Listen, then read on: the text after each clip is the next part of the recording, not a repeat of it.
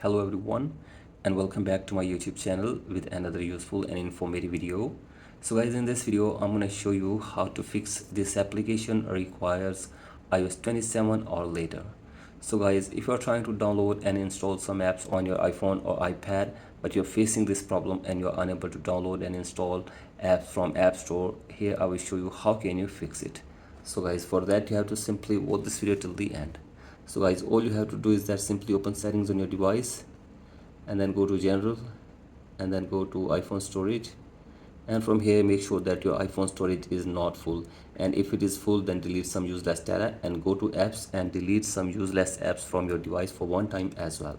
So guys, do this, and after this go back and go to screen time and then go to content and privacy restrictions and turn off the toggle for content and privacy restrictions from here as well.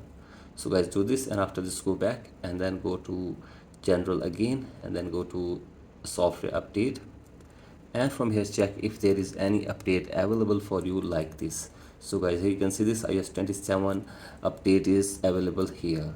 So guys, from here you have to simply tap on update now, and then you have to simply update your device to the latest version, that is iOS 27.